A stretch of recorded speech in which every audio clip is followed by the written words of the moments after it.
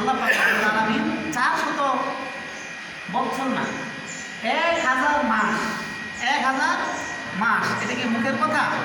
1000 মাস ইবাদত বন্দেগী করলে, সারা রাত জেগে জেগে ইবাদত করলে যেই সওয়াব হয়, ওই সওয়াবটা আল্লাহ রাব্বুল আলামিন মাত্র এক রজনী, একটা রাত্রি ইবাদত বন্দেগী করলে ওই সওয়াব আল্লাহ রাব্বুল আলামিন বান্দার আমলনামায় দান করে দেন। সুবহানাল্লাহ। এটা স্পেশালি ভাবে আমাদেরকে দেওয়া হয়েছে, আমাদের এই উম্মতে মুহাম্মাদীদেরকে এটা স্পেশাল ভাবে দিয়ে দেওয়া হয়েছে। সুবহানাল্লাহ। তো সেই রজনীটা কি?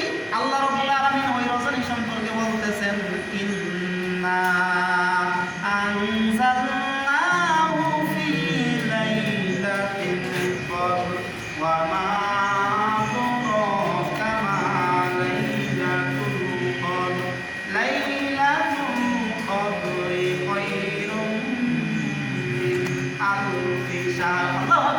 আল্লাহু আকবার। এই লাইলাতুল কদর কি? লাইলাতুল কদর হচ্ছে 1000 মাসের চেয়ে উত্তম। সুবহানাল্লাহ। অর্থাৎ 1000 মাস আপনি সারা রাত জেগে ইবাদত বন্দেগী করলে যে সওয়াব আপনার আমলনামায় আল্লাহ রাব্বুল আলামিন দান করেন, এই একটা রজনী, এই একটা রাত্রি ইবাদত বন্দেগী করলে আল্লাহ রাব্বুল আলামিন ওই সওয়াব আপনার আমার আমলনামায় দান করে দেন। সুবহানাল্লাহ। তাহলে এই ইবাদত বন্দেগীটা আমাদেরকে কেমনে করা লাগবে এটাও তো শিখতে হবে। ঠিক। নামাজ পড়লেই কি হবে? না। শুধু সারা রাত জেগে নামাজ পড়লেই হবে? হবে না। এই ইবাদত বন্দেগী যদি আপনি আর আমি করতে চাই, আর এই ইবাদত যদি আল্লাহ রাব্বুল আলামিনের কাছে গ্রহণযোগ্য করাতে চাই, আল্লাহ রাব্বুল আলামিনের কাছে আমরা এটাকে অ্যাকসেপ্ট করাতে চাই, তাহলে আমাদেরকে কিছু কর্তব্য, কিছু কাজ করতে হবে। যে আমরা যে 1000 মাস সারা রাত জেগে জেগে ইবাদত করলে যে সওয়াব আমরা পাই, এটা কি আমাদেরকে ওই শুধু 2 রাকাত করে নামাজ পড়লেই আল্লাহ পাক দিবে নাকি বলে? নাকি ইবাদত করে একটা সিস্টেম আছে? আমরা যদি এখন ঢাকা দরবার আমরা এখানে আসলাম, আমরা সিস্টেম অনুযায়ী আসছি বলে কিন্তু টাইম অনুযায়ী জায়গায় আসতে পারছি।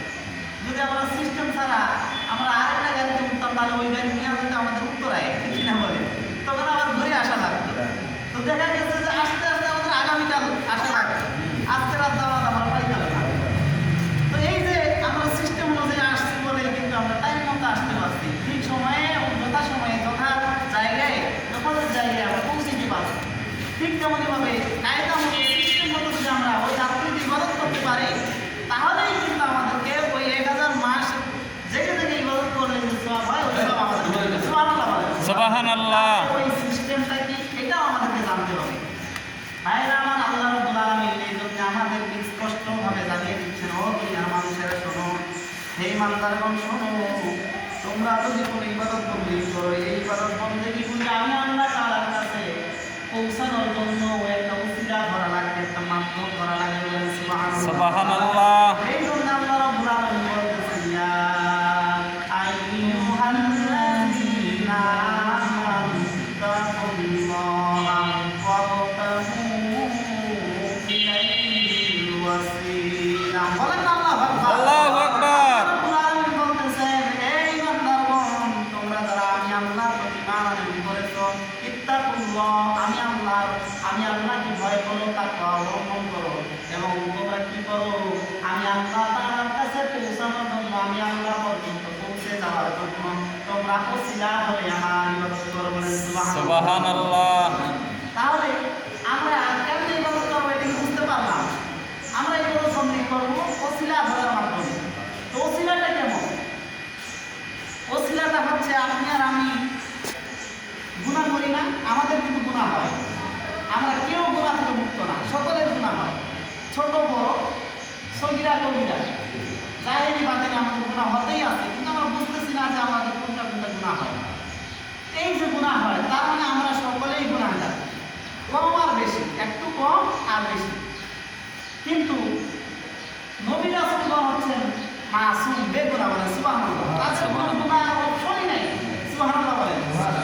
ওলিয়াগণ তাদেরও গুনাহ নাই। সুবহানাল্লাহ বলেন। গুনাহ করার অপশন আছে, কিন্তু তারা গুনার কাজ করে না। সুবহানাল্লাহ বলেন। তারা গুনাহ থেকে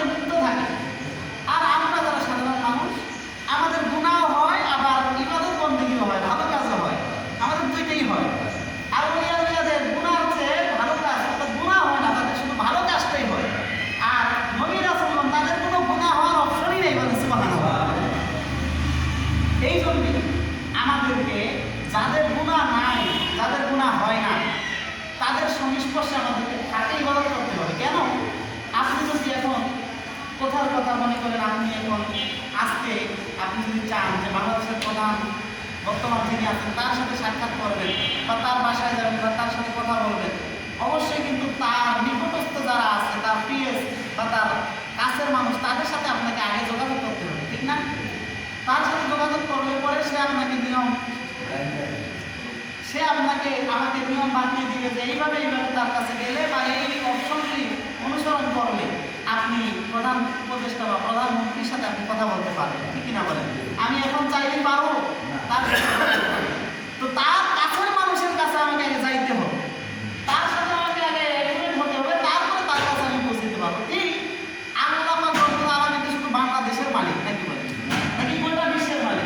শুধু গোটা বিশ্ব নয়, এই বিশ্ব ভূমণ্ডলে যা কিছু আছে, আসমান জমিন চন্দ্র সূর্য গ্রহ নক্ষত্র কীট পতঙ্গ সূত্রাদি মানুষ পশু পাখি গাছপালা পর্বতের ভিতরে যে এক কথায় ধুলোয় গোনা পরিমাণ যা কিছু আছে সকল কিছুর মালিক হচ্ছেন আল্লাহ। বলেন আল্লাহু আকবার। আল্লাহ রাব্বুল আলামিনের কাছে যদি আপনি যাইতে চান, তার কাছে যদি আপনি পৌঁছাইতে চান, তাহলে কি মাধ্যমের দরকার আছে কি নাই বলেন তো? দুনিয়ার একজন মানুষের কাছে গেলেও যদি আপনাদের মাধ্যম লাগে, তাহলে আল্লাহ পাক রব্বুল আলামিনের কাছে গেলে অবশ্যই মাধ্যমের দরকার আছে। আল্লাহু আকবার বলেন। সেই মাধ্যমটা হচ্ছে আল্লাহ পাক রব্বুল আলামিন বলতেছেন, ওই মাধ্যমটা হচ্ছে জামানার কানে মুকাম্মেল যারা আছেন, অর্থাৎ আল্লাহ তাআলার বন্ধু যারা, আল্লাহ তাআলার বন্ধু যারা, এরাই হচ্ছে ওই মাধ্যম। বলেন সুবহানাল্লাহ। এই জন্য আমি লাইলাতুল কদরের পরিপূর্ণতা যদি আপনি আর আমি পাইতে চাই, একাই ইবাদত বন্দেগী করলে হবে না, কাজ হবে না। এবং একাই ইবাদত করলে আপনার ইবাদত হবে না এটা না, কিন্তু আপনি ওই স্টেজে পৌঁছাইতে পারবেন না, ঠিক কিনা বলেন?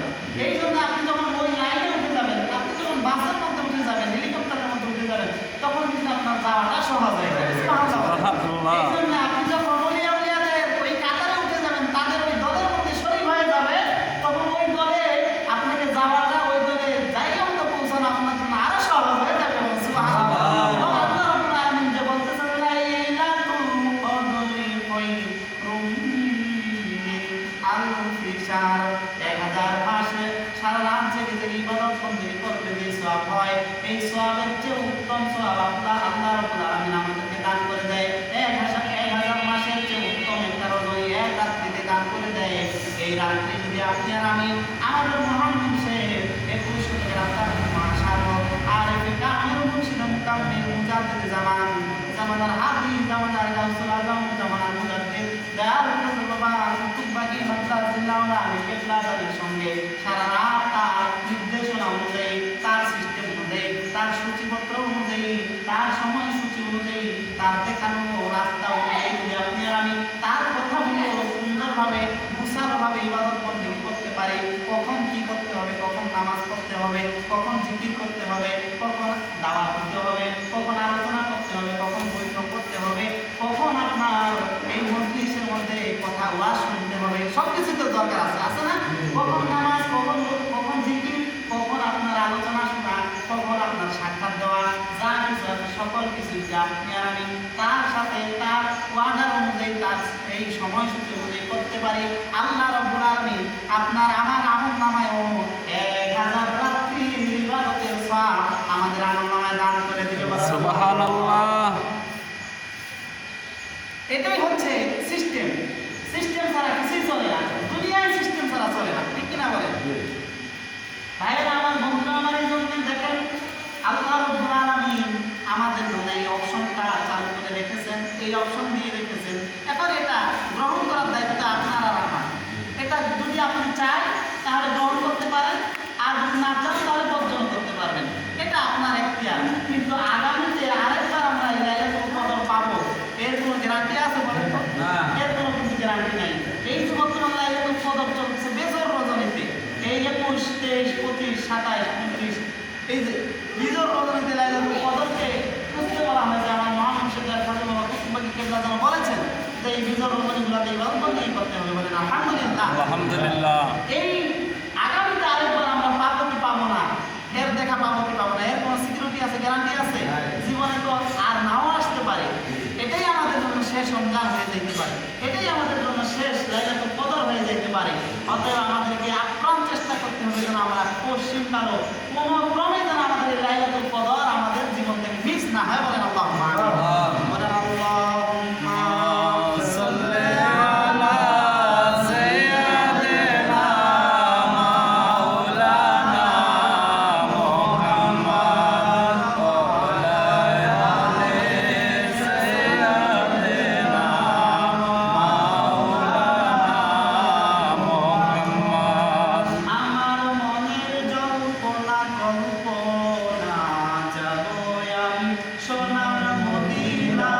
বলেন আমার মনের জল্পনা কল্পনা যাব আমি সোনার মদিনা।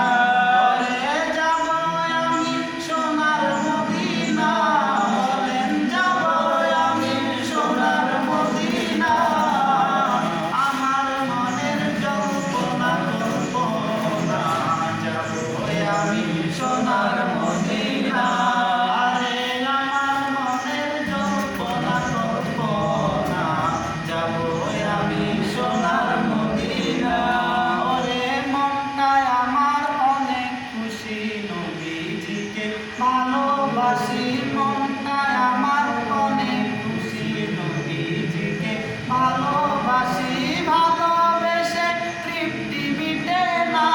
বলেন ভালোবেসে তৃপ্তি মিটে না। আমার মনের জল্পনা কল্পনা যাব আমি সোনার মদিনা। আরে আমার মনের জল্পনা কল্পনা যাব আমি সোনার মদিনা। আল্লাহুম্মা সাল্লি আলা সাইয়্যিদিনা মাওলানা মুহাম্মদ ওয়া আলা আলি সাইয়্যিদিনা মাওলানা মুহাম্মদ। ভাইরা আমার, বন্ধুরা আমার, আমার নবী রাহমাতুল আলামিন এই জন্য আমাদেরকে জানায় আপনার নবীর প্রতি ভালোবাসার অপর নাম হচ্ছে ঈমান। বলেন সুবহানাল্লাহ। সুবহানাল্লাহ। যার নবীর প্রতি ভালোবাসা যত বেশি তার ঈমান তত বেশি। সুবহানাল্লাহ। সুবহানাল্লাহ। ঈমান যত বাড়াইতে চাইবেন আপনি রাসূলের প্রতি ভালোবাসা আপনাকে তত বেশি বাড়াইতে হবে। কারণটা কি? কারণটা হচ্ছে দেখেন, আপনাকে যদি আমি দলিল দেই, আপনাকে যদি আমি উদাহরণ দেই, সব যদি আপনাকে আমি বলি নবীজির প্রতি ভালোবাসা বেশি বৃদ্ধি করার নাম হচ্ছে ঈমান। সুবহানাল্লাহ। আপনারা আমরা সকলেই জানি আমাদের তরিকত চার তরিকত আছে, চারটা তরিকা আছে, ঠিক কিনা বলে? চার তরিকার চার ইমাম আছে না? আবার চার দেখেন চার তরিকার চার ইমাম কাদরিয়া, চিশতিয়া, নকশবন্দিয়া, মুজাদ্দিদিয়া, এই চার তরিকার চার ইমাম যেমন ভাবে আছে, চার মাযহাবের চার ইমাম আছে।